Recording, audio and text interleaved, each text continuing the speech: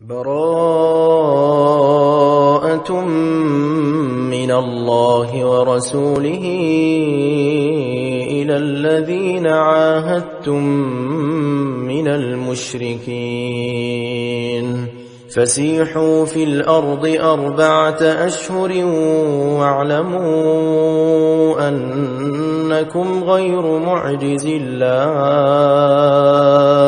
وأن الله مخزي الكافرين وأذان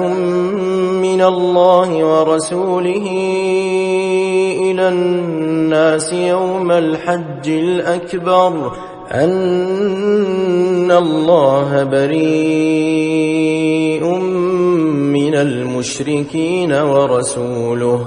فإن تبتم فهو خير لكم وإن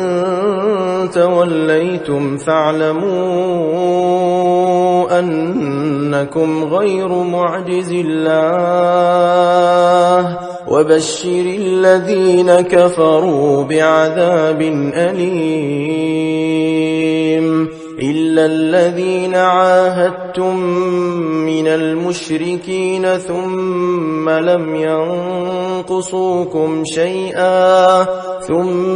لم ينقصوكم شيئا ولم يظاهروا عليكم أحدا فأتموا إليهم عهدهم إلى مدتهم إن الله يحب المتقين فإذا انسلخ الأشهر الحرم فاقتلوا المشركين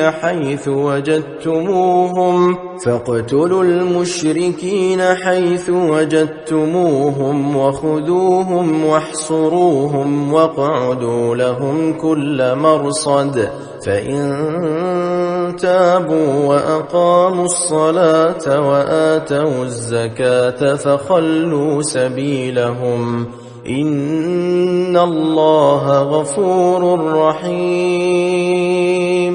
وإن أحد من المشركين استجارك فأجره حتى يسمع كلام الله ثم أبلغه مأمنه ذلك بأنهم قوم لا يعلمون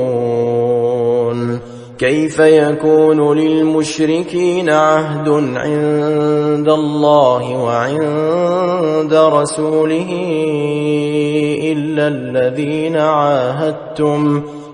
الذين عاهدتم عند المسجد الحرام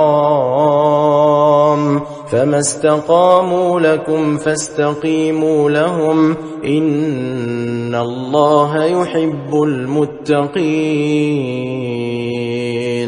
كيف وإن يظهروا عليكم لا يرقبوا فيكم إلا ولا ذمة يرضونكم بأفواههم وتأبى قلوبهم وأكثرهم فاسقون اشتروا بآيات الله ثمنا قليلا فصدوا عن سبيله إنهم ساء ما كانوا يعملون لا يرقبون في مؤمن إلا ولا ذمة وأولئك هم المعتدون فإن تابوا وأقاموا الصلاة وآتوا الزكاة فإخوانكم في الدين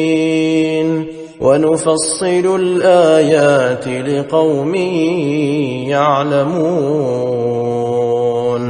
وإن نكثوا أيمانهم من بعد عهدهم وطعنوا في دينكم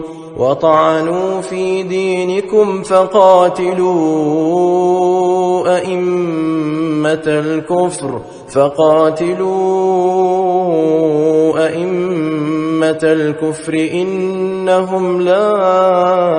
أيمان لهم لعلهم ينتهون ألا تقاتلون قوما نكثوا أيمانهم وهموا بإخراج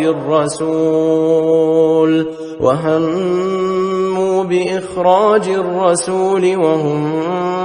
بدؤوكم أول مرة أتخشونهم فالله أحق أن تخشوه إن كنتم مؤمنين قاتلوهم يعذبهم الله بأيديكم ويخزهم وينصركم عليهم ويشف صدور قوم مؤمنين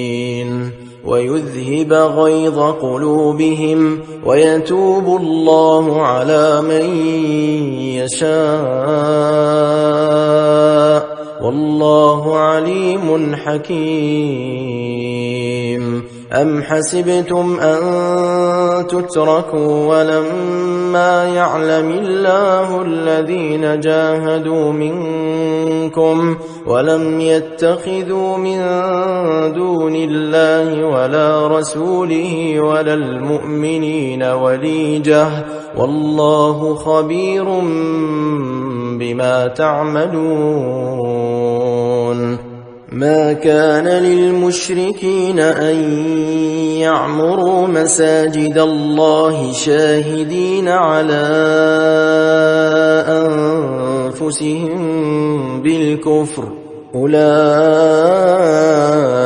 حبطت أعمالهم وفي النار هم خالدون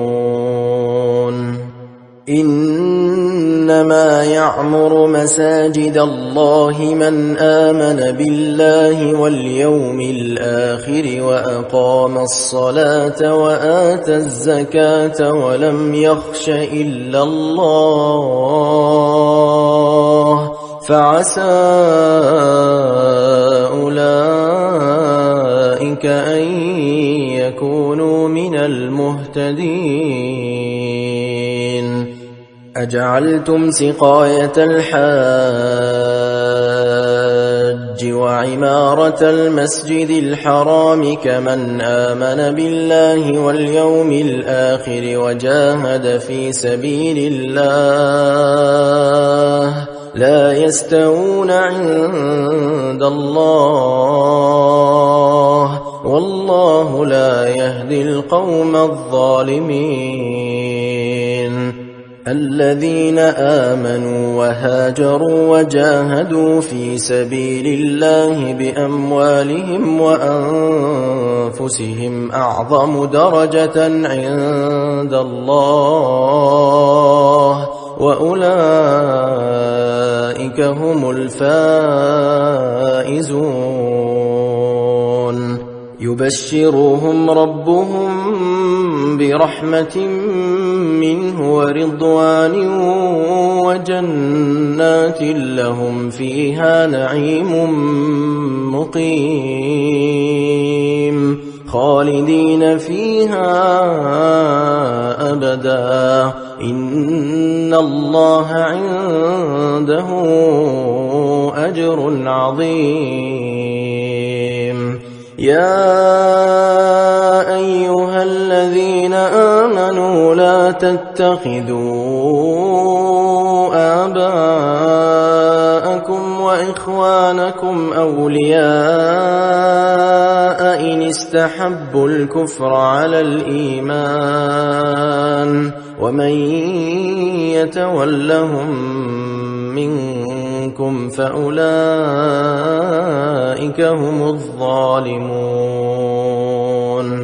قل إن كان آباؤكم وأبناؤكم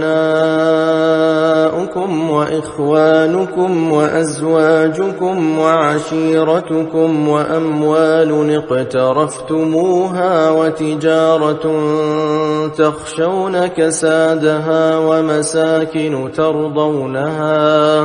ومساكن ترضونها أحب إليكم من الله ورسوله وجهاد في سبيله فتربصوا حتى يأتي الله بأمره والله لا يهدي القوم الفاسقين. لقد نصركم الله في مواطن كثيرة ويوم حنين إذ أعجبتكم كثرتكم فلم تغن عنكم شيئا وضاقت عليكم الأرض بما رحبت ثم وليتم مدبرين ثم أنزل الله سكينته على رسوله وعلى المؤمنين وأنزل جنودا لم تروها وعذب الذين كفروا وذلك جزاء الكافرين. ثم يتوب الله من بعد ذلك على من يشاء والله غفور رحيم. يا أيها الذين آمنوا إنما المشركون نجس فلا يقربوا المسجد الحرام بعد عامهم هذا وإن خفتم عيلة فسوف يغنيكم الله من فضله إن شاء إن الله عليم حكيم. قاتلوا الذين لا يؤمنون بالله ولا باليوم الآخر ولا يحرمون ما حرم الله ورسوله ولا يدينون دين الحق من الذين أوتوا الكتاب حتى يعطوا الجزية عن يد وهم صاغرون. وقالت اليهود عزير ابن الله وقالت النصارى المسيح ابن الله ذلك قولهم بأفواههم يضاهئون قول الذين كفروا من قبل قاتلهم الله أنى يؤفكون.